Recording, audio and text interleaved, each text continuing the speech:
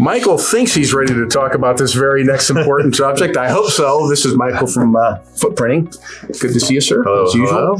Hey, obviously, one really important part of printing can be, an image, whether it's an image in a brochure, an ad, a billboard, and you want to get those images right. You're going to tell us about how to make sure the images are optimized for print.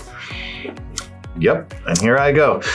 So the thing is if we're printing something offset, and even with our newer digital machines that we have now and the wide format ones, the resolution every year is getting better and better.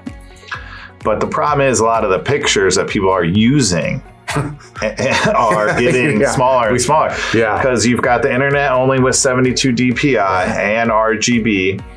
So you really, when you're getting an image, want to make sure it's big enough, but you don't want to make sure it's too big. Not like buying a 80-inch TV to have some slow internet, putting some really small thing on there. Yeah. You don't want to do that either. So what you really want to do is get a good image and then make sure it's sized correctly. And then maybe even ask the printer, if you're doing this digital, what is the DPI that your printer is going to be able to print this at? Because there's no reason to have an image in there that's 2,400 DPI. If you're printing 300. If you're only going to print 300. Okay. But I mean, usually what I notice when we're printing is that there's a lot better capability of the printers than the actual pictures that are placed there. And so then your finished printed piece that you're paying for isn't as nice as it could be had the actual art and pictures and logos and everything been placed in there properly and done correctly and done at the right DPI. So, one of the biggest problems that I see also with images is if you have a brochure and you've got 10 images in there, well, you don't want every single one of those images that are in that brochure to be big enough to put on the side of a building or something, because that's going to make that a huge file. Yeah. It's going to make it harder to send, or you're going to have to pay money to send it, or you're going to have to do it the old-fashioned way, put it on a disc or your little USB and drive it down. That's a real old-fashioned way. Yeah. So there's just we're going back in time there, bud. Yeah. So it's like, even for us, when we go to print it, it's going to take longer to process that file if someone has placed this huge image when all you needed was a 2x2 headshot or something. Yeah, that's huge. So you really want to make sure that you do all that. Another thing, images where I'd be careful is the coloring. If you're scanning images, I usually always take black out and do some contrasts and color adjustments. Usually you also want to make sure they're at least 300 DPI and in CMYK.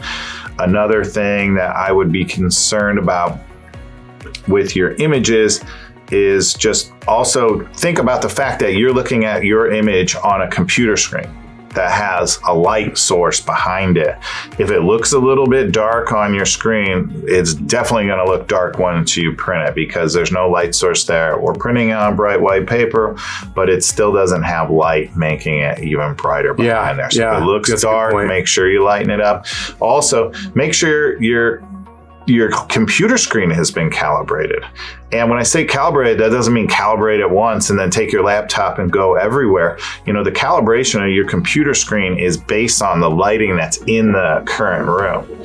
So if your computer screen is not calibrated and you're switching to where you're sitting with a different light on it and you're messing with color, there's so many factors already right there. Really, that can mess with what you're kind of seeing on your screen then, the color quality? Well, yeah, because you're looking at it with an orange light on it. So you're going to be thinking that it's more red or orange than the picture image truly is, that when we print it at Footprinting with all of our lights being exactly in the middle at daylight with no color obtrusion, at least for us. Yeah. But if you're in an area that's lit incorrectly on your computer, that's going to be a problem. That's a good point. I would never thought about that. And then even taking it a step further, if you have a printer at home, print a couple of them out, see what they look like. It's, if it looks like crap on your printer, unless that's not calibrated either or hasn't been used at all, I was just going to ask. Probably not going to look good once we print it. That's right, because the printer has to be calibrated, your screen has to be calibrated. There's a lot to think about when you're designing for print, and so in terms of getting images and stuff together, talking to Michael here, I mean, if there's any questions you or your designer have ever about anything while you're in the midst of designing something, give these guys a call, because your printer's happy to talk to you, to make sure it's going to turn out all right. Because there's a lot of technical stuff that actually goes on, between what's on your screen and what comes off on a printed piece of paper. So, and Michael and his crew, these are just the guys to talk to. And we've done some other talking on some other videos on some other subjects that you might want to see about printing and designing. And you can do so at footprinting.com. That's foot with an E, printing.com. Check it out. And Michael, thanks again. Always fun to talk and learn new stuff from you. Thanks, Randy.